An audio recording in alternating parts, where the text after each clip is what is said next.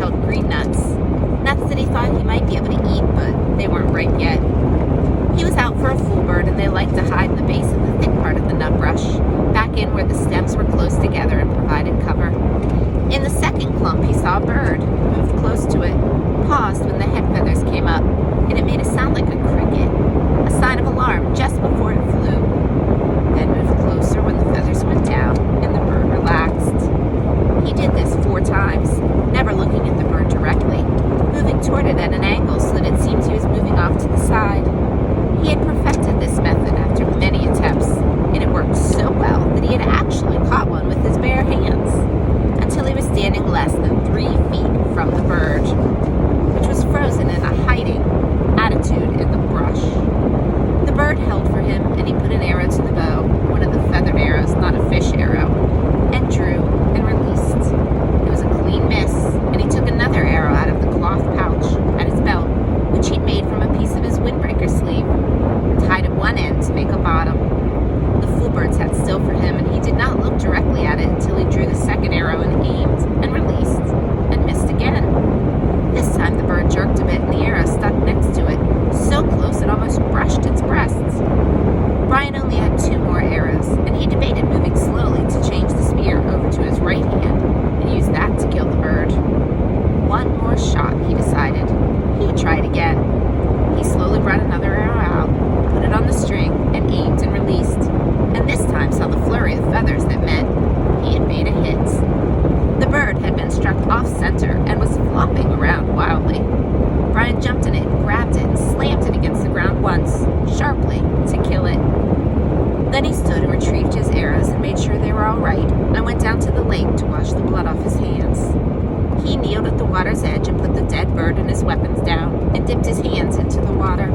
It was very nearly the last act of his life. Later, he would not know why he started to turn. Some smell or sound, a tiny brushing sound. Something caught his ear or nose, and he began to turn, and had his head half around when he saw a brown wall of fur detach itself from the forest to his rear and come down on him like a runaway truck. He just had time to see that it was a moose. He knew them from pictures, but did not know, could not guess how large they were when it hit him. It was a cow. She had horns, but she took him in the left side of the back with her forehead, took him and threw him out into the water, and then came after him to finish the job. He had another half second to fill his lungs with air, and she was on him again, using her head to drive him down into the mud at the bottom. Insane, he thought. Just that, the word, insane. Mud filled his eyes, his ears. The horn boss on the moose drove him deeper and deeper into the bottom muck. And suddenly, it was over, and he felt alone. He sputtered to the surface, sucking air and fighting panic. And when he wiped the mud and water out of his eyes and cleared them, he saw the cow standing sideways to him, not 10 feet away, calmly chewing on a lily pad root. She didn't appear to even see him, or didn't seem to care about him, and Brian turned carefully and began to swim crawl out of the water. As soon as he moved, the hair on her back went up, and she charged him again, using her head and front hooves this time, slamming him back and down into the water, on his back this time, and he screamed the air out of his lungs. Sorry about that. He screamed the air out of his lungs and hammered on her head with his fists and filled his throat with water, and she left again. Once more he came to the surface. But he was hurt now, hurt inside, hurt in his ribs, and he stayed hunched over, pretended to be dead. She was standing again, eating. Brian studied her out of one eye, looking to the bank with the other, wondering how seriously he was injured, wondering if she would let him go home this time. Insane. He started to move ever so slowly. Her head turned and her hair went back up, like the hair on an angry dog, and he stopped, took a slow breath. The hair went down, and she ate. Move, hair up, stop, hair down. Move, hair up, a half foot at a time until he was at the edge of the water. He stayed on his hands and knees, indeed was hurt, so he wasn't sure he could walk away. And she seemed to accept that and let him crawl slowly out of the water and up into the trees and brush. When he was behind a tree, he stood carefully and took stock. Legs seemed all right, but his ribs were hurt bad. He could only take short breaths. And then he had a jabbing pain, and his right shoulder seemed to be wrenched somehow. Also, his bow and spear and full bird were in the water. At least he could walk, and he had just about decided to leave everything when the cow moved out of the deeper water and left him, as quickly as she'd come, walking down along the shoreline in the shallow water with her long legs, making sucking sounds when she pulled them free of the mud. Hanging on a pine limb, he watched her go, half expecting her to turn and come back to run him over again. But she kept going, and when she was well gone from sight, he went to the bank and found the bird, then waded out a bit to get his bow and spear. Neither of them was broken, and the arrows, incredibly, were still on his belt in the pouch, although messed up with mud and water. It took him most of an hour to work his way back around the lake. His legs worked well enough, but if he took 2 or 3 fast steps, he would begin to breathe deeply, and the pain from his ribs would stop him, and he would have to lean against a tree until he could slow back down to shallow breathing. She had done more damage than he had originally thought. The insane cow. No sense at all to it. Just madness. When he got to the shelter, he crawled inside and was grateful that the coals were still glowing, and that he had thought to get wood first thing in the mornings to be ready for the day. Grateful that he had thought to get enough wood for 2 or 3 days at a time. Grateful that he had fish nearby if he needed to eat. Grateful, finally, as he dozed off, that he was alive. So insane, he thought, letting sleep cover the pain in his chest. Such an insane attack for no reason, and he fell asleep with his mind trying to make the moose have reason. The noise awakened him. It was a low sound, a low, roaring sound that came from wind. His eyes snapped open not because it was loud, but because it was new. He'd felt wind in his shelter, felt the rain that came with wind, and had heard thunder many times in the past 47 days. But not this. Not this noise. Low, almost alive, almost from a throat somehow. The sound, the noise was a roar, a far-off roar, but coming at him. And when he was fully awake, he sat up in the darkness, grimacing with pain from his ribs. The pain was different now, a tightened pain, and it seemed less. But the sound, so strange, he thought. A mystery sound, a spirit sound, a bad sound. He took some small wood and got the fire going again, felt some little comfort and cheer from the flames, but also felt that he should get ready. He did not know how, but he should get ready. The sound was coming for him, just for him, and he had to get ready. The sound wanted him. He found the spear and bow where they were hanging on the pegs of the shelter wall, and brought his weapons to the bed he had made of pine boughs. More comfort, but like the comfort of the flames, it didn't work with this new threat that he didn't understand yet. Restless threat, he thought, and stood out of the shelter away from the flames to study the sky, but it was too dark. The sound meant something to him, something from his memory, something he had read about, something he'd seen on television, something. Oh, he thought. Oh no.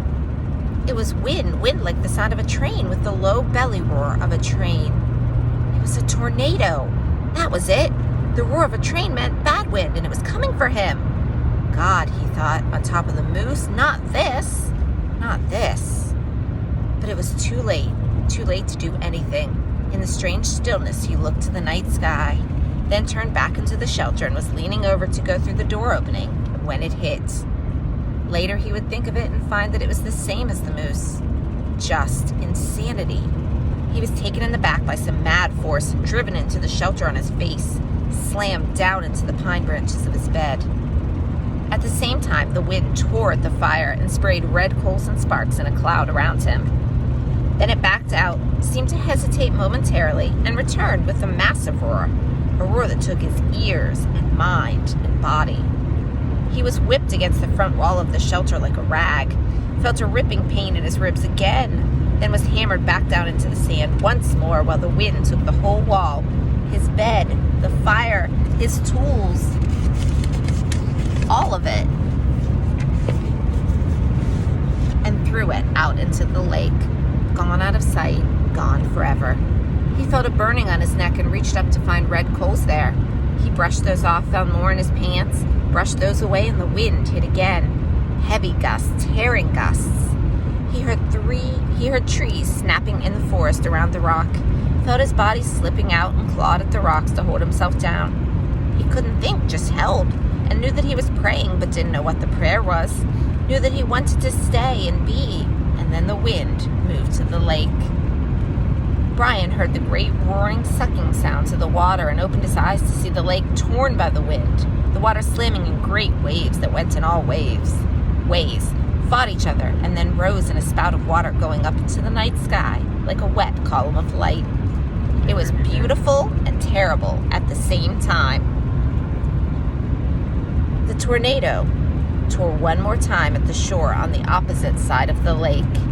Brian could hear trees being ripped down, and then it was gone as rapidly as it had come. It left nothing but Brian in the pitch dark. He could find nothing of where his fire had been, not a spark, nothing of his shelter, tools, or bed. Even the body of the fool bird was gone.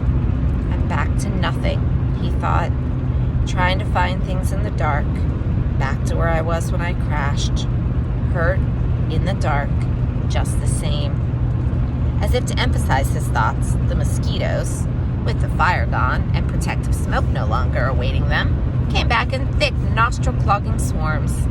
All that was left was the hatchet at his belt, still there, but now it began to rain, and in the downpour he would never find anything dry enough to get a fire going. And at last he pulled his battered body back in under the overhang, where his bed had been, and wrapped his arms around his ribs. Sleep couldn't come with the insects ripping at him, so he lay the rest of the night, slapping mosquitoes and chewing with his mind in the day.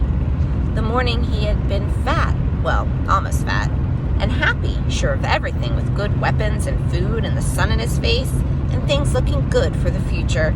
And inside of one day, just one day, he had been run over by a moose and a tornado, had lost everything, and was back to square one. Just like that. A flip of some giant coin, and he was the loser. But there is a difference now, he thought. There really is a difference. I might be hit, but I'm not done. When the light comes, I'll start to rebuild. I still have the hatchet, and that's all I had in the first place. Come on, he thought, baring his teeth in the darkness. Come on. Is that the best you can do? Is that all you can hit me with, a moose and a tornado? Well, he thought, holding his ribs and smiling, then spitting mosquitoes out of his mouth. Well, that won't get the job done. That was the difference now. He had changed, and he was tough. I'm tough, where it counts. Tough in the head. In the end, right before dawn, a kind of cold snap came down. Something else knew this cold snap, and the mosquitoes settled back into the damp grass and under the leaves, and he could sleep or doze. And the last thought he had that morning as he closed his eyes was, I hope the tornado hit the moose. When he awakened, the sun was cooking the inside of his mouth and had dried his tongue to leather. He had fallen into a deeper sleep with his mouth open just at dawn, and it tasted as if he had been sucking on his foot all night. He rolled out and almost bellowed with pain from his ribs. They had tightened in the night and seemed to pull at his chest when he moved. He slowed his movements and stood slowly, without stretching unduly, and went to the lake for a drink. At the shore, he kneeled, carefully and with great gentleness, and drank and rinsed his mouth. To his right, he saw that the fish pond was still there, although the willow gate was gone and there were no fish. They'll come back, he thought. As soon as I can make a spear or bow and get one or two for bait, they'll come back. He turned to look at his shelter, saw that some of the wood for the wall was scattered around the beach, but was still there, then saw his bow jammed into a driftwood leg. Broken, but with the precious string still intact. Not as bad now, not so bad. He looked down the shoreline for other parts of his wall, and that's when he saw it. Out in the lake, in the short part of the L, something curved and yellow was sticking 6 or 8 inches out of the water. It was a bright color, not on earth or natural color, and for a second he could not place it. Then he knew it for what it was. It's the tail of the plane. He said it aloud, half expecting to hear somebody answer him. There it was, sticking up out of the water. The tornado must have flipped the plane around somehow when it hit the lake, changed the position of the plane, and raised the tail. Well, he thought, well, just look at that. And at the same moment, a cutting thought hit him. He thought of the pilot, still in the plane, and that brought a shiver and massive sadness that seemed to settle on him like a weight. And he thought that he should say or do something for the pilot, some words, but he didn't know any of the right words, the religious words. So he went down to the side of the water and looked at the plane and focused his mind the way he did when he was hunting the fool birds and wanted to concentrate.